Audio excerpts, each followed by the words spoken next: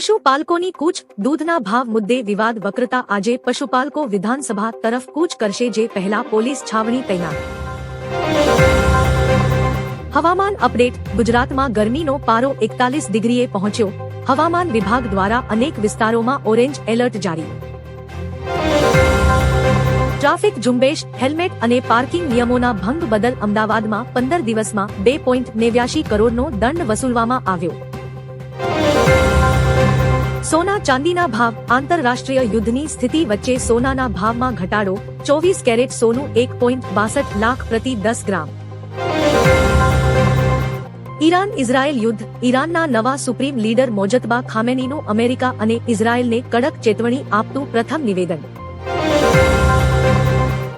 Gas cylinder. મુખ્યમંત્રી ભૂપેન્દ્ર પટેલે જણાવ્યું કે હાલ રાજ્યમાં ગેસ સિલિન્ડરના પુરવઠાને લઈને કોઈ સમસ્યા નથી. ઈરાન સંકટ. યુએસ પ્રમુખ ડોનાલ્ડ ટ્રમ્પનું નિવેદન. ઈરાનમાં હવે નિશાન બનાવવા જેવું કંઈ બાકી નથી, યુદ્ધ જલ્દી પૂરું થશે. ક્રિકેટ. 2026 આઈપીએલનું શિડ્યુઅલ જાહેર. 28 માર્ચે પ્રથમ મેચ આરસીબી અને એસઆરએચ વચ્ચે રમાશે.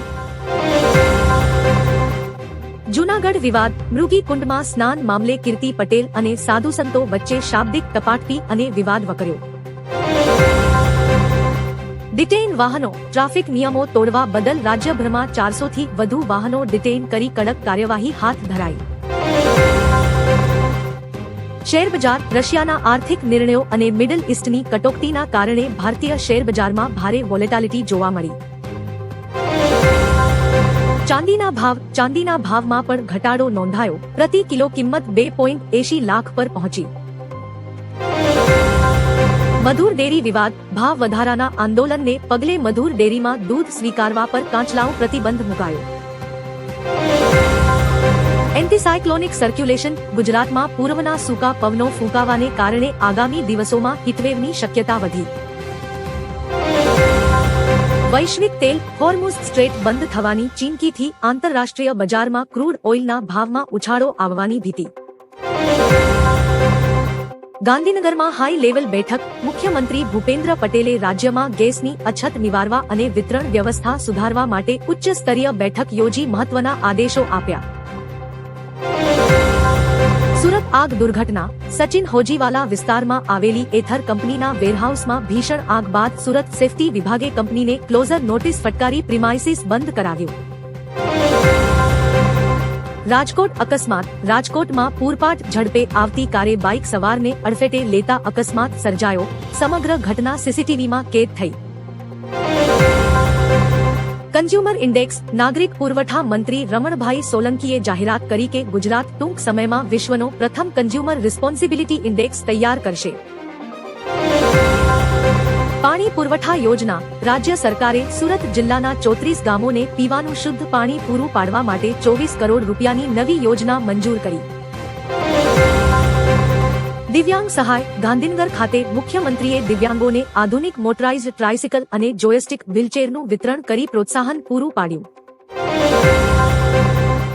પ્લાસ્ટિક વિરોધી ઝુંબેશ. છેલ્લા 2 દિવસમાં ખાસ કવોડ દ્વારા 235 એકમોનું ચેકિંગ કરી 149 એકમો પાસેથી ગંદકી અને પ્રતિબંધિત પ્લાસ્ટિક બદલ દંડ વસૂલાયો. કિંજલ રબારી વિવાદ. પાટણની સિંગર કિંજલ રબારીએ પ્રેમ લગ્નનો વિરોધ કરનારા તત્વો સામે સોશિયલ મીડિયાના માધ્યમથી ફરી આકરા પ્રહારો કર્યા. આઈપીએલ 2026 વિવાદ. આઈપીએલ શરૂ થાય તે પહેલા જ સનરાઇઝર્સ હૈદરાબાદના માલિકે ચેન્નાઈ સુપર કિંગ્સ સામે કાનૂની કેસ દાખલ કર્યો. કાવ્યા મારન અને પાકિસ્તાની ખેલાડી. એચઆરએસની માલિક કાવ્યા મારને પાકિસ્તાનના ખેલાડી અબરાર અહેમદને ખરીદ્યા બાદ ક્રિકેટ જગતમાં ભારે ચર્ચાઓ શરૂ થઈ. રિટેલ મોંઘવારી. ભારતમાં ફેબ્રુઆરી મહિનાનો રિટેલ ફુગાવો વધીને 3.21% નોંધાયો, જે જાન્યુઆરીમાં 2.94% હતો. હાર્દિક પંડ્યા કાનૂની મુશ્કેલી. T20 વર્લ્ડ કપ જીત બાદ રાષ્ટ્રધ્વજનું કથિત અપમાન કરવા બદલ હાર્દિક પંડ્યા સામે પુણેમાં ફરિયાદ દાખલ કરવામાં આવી. કૃષિ કેનાલ. જળ સંપત્તિ વિભાગે જાહેરાત કરી કે ખેડૂતોને સિંચાઈ માટે 30 એપ્રિલ સુધી કેનાલ દ્વારા પાણી મળતું રહેશે. જીઓ યુઝર્સ માટે ઓફર. રિલાયન્સ જીઓએ તેના ગ્રાહકો માટે એક ખાસ પ્લાન રજૂ કર્યો જેમાં એક જ રિચાર્જમાં 3 મહિના સુધી સિમ એક્ટિવ રહેશે. શુભમન ગિલ. બીસીસીઆઈ દ્વારા વાર્ષિક ગાલા ઇવેન્ટમાં શુભમન ગિલને ક્રિકેટર ઓફ ધ યર તરીકે સન્માનિત કરવામાં આવશે. ઈરાન ઇઝરાયેલ સંકટ. રાષ્ટ્રપતિ ટ્રમ્પનો દાવો. ઈરાનના સર્વોચ્ચ નેતા મોજતબા ખામેની જીવિત છે પણ ગંભીર રીતે ઘાયલ હોવાની માહિતી મળી છે. અમદાવાદ મેટ્રો. ગુજરાત સરકારે અમદાવાદ અને સુરત મેટ્રો માટે 34 નવા અત્યાધુનિક ટ્રેનસેટ્સનો ઓર્ડર આપી પરિવહન સુવિધા મજબૂત કરી. ગેસ સિલિન્ડર ઈ-કેવા. કેન્દ્ર સરકારનું નવું એલર્ટ. એલપીજી ગ્રાહકોએ સત્વરે કેવાયસી કરાવવું પડશે અન્યથા ગેસ કનેક્શન કાપવાની શક્યતા છે.